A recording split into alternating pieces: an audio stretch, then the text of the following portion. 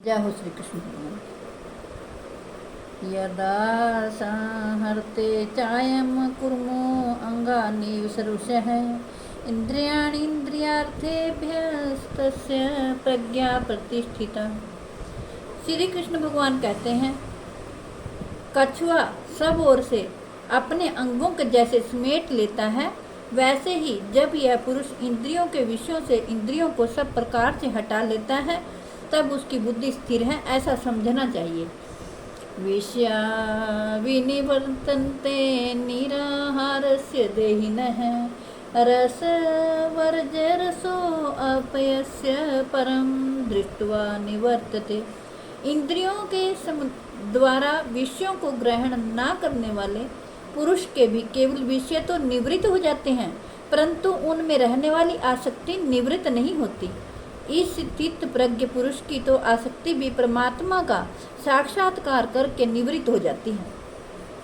श्री कृष्ण भगवान आगे कहते हैं, यत तो है अपि कौन्ते पुरुषस्य विपश्चितः इंद्रियाणि प्रमाथिनी हरन्ति सर्वमनः। हे अर्जुन, आसक्ति का नाश ना होने के कारण ये प्रमथन स्वभाव वाली इंद्रियां यत्न करते हुए भी बुद्धिमान पुरुष के मन को भी बलात् हर लेती हैं। तानि सर्वाणि संयम्य युक्त आसीत मत्परः वशे हि यस्येन्द्रियाणि तस्य प्रज्ञा प्रतिष्ठिता। श्री कृष्ण भगवान कहते हैं, इसलिए साधक को चाहिए कि वह उन संपूर्ण इंद्रियों को वश में करके समाहित चित्त हुआ मेरे प्राण होकर ध्यान में बैठे, क्योंकि जिस पुरुष की इंद्रियां वश में होती हैं उसी की बुद्धि स्थिर हो जाती है। श्री कृष्ण भगवान कहते हैं, ध्यायतो विषयान् पुंसः संगस्तेषु उपजायते संगातस्य जायते कामः कामत क्रोधो अभिजायते। विषयों का चिंतन करने वाले पुरुष की उन विषयों में आसक्ति हो जाती है, आसक्ति से उन विषयों की कामना उत्पन्न होती है और कामना में विघ्न पड़ने से क्रोध उत्पन्न होता है। श्री कृष्ण भगवान कहते हैं, क्रोधाद् भवति सम्मोहः सम्मोहात् स्मृति विभ्रमः स्मृतिर्भ्रंशात् बुद्धिनाशो बुद्धिनाशात् प्रणश्यति। क्रोध से अत्यंत मूढ़ भाव उत्पन्न हो जाता है, मूढ़ भाव से स्मृति में भ्रम हो जाता है, स्मृति में भ्रम हो जाने से बुद्धि अर्थात ज्ञान शक्ति का नाश हो जाता है और बुद्धि का नाश हो जाने से यह पुरुष अपनी स्थिति से गिर जाता है। राग द्वेष वियुक्तस्तु विषयानिन्द्रियश्चरन् आत्मवश्यर्विधेयात्मा प्रसादम् अधिगच्छति। परंतु अपने अधीन किए हुए अंतःकरण वाला साधक अपने वश में की हुई राग द्वेष से रहित इंद्रियों द्वारा विषयों में विचरण करता हुआ अंतःकरण की प्रसन्नता को प्राप्त होता है।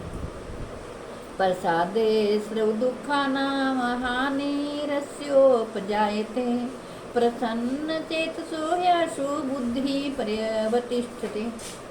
श्री कृष्ण भगवान कहते हैं, अंतःकरण की प्रसन्नता होने पर इसके संपूर्ण दुखों का अभाव हो जाता है और उस प्रसन्नचित्त वाले कर्मयोगी की बुद्धि शीघ्र ही सब ओर से हटकर एक परमात्मा में ही भलीभांति स्थिर हो जाती है।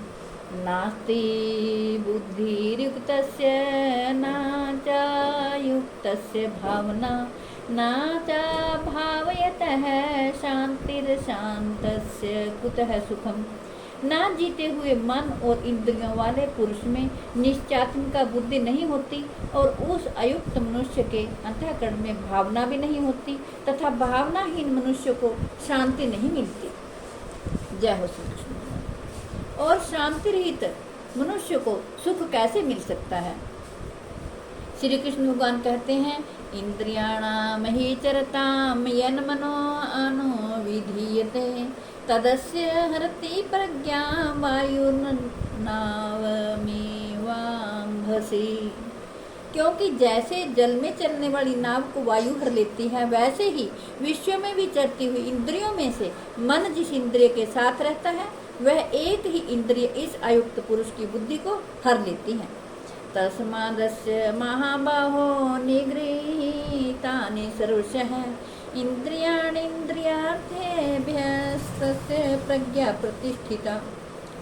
इसलिए हे महाबाहो, जिस पुरुष की इंद्रियों के विषयों से सब प्रकार निग्रह की हुई है, उसी की बुद्धि स्थिर है। या निशा सर्वभूतानां तस्यां जागृति संयमी, यस्यां जागृति भूतानि सा निशा पश्यतो मुनः। संपूर्ण प्राणियों के लिए जो रात्रि के समान है, उस नित्य ज्ञान स्वरूप परमानंद की प्राप्ति में स्थित प्रज्ञ योगी जागता है। और जिस नाशवान संसारिक सुख की प्राप्ति में सब प्राणी जागते हैं, परमात्मा के तत्व को जानने वाले मुनि के लिए वह रात्रि के समान है। जय हो श्री कृष्ण। हे कृष्ण गोविंद हरे मुरारे, हे नाथ नारायण वासुदेवाय। हे कृष्ण गोविंद हरे मुरारे, हे नाथ नारायण वासुदेवाय।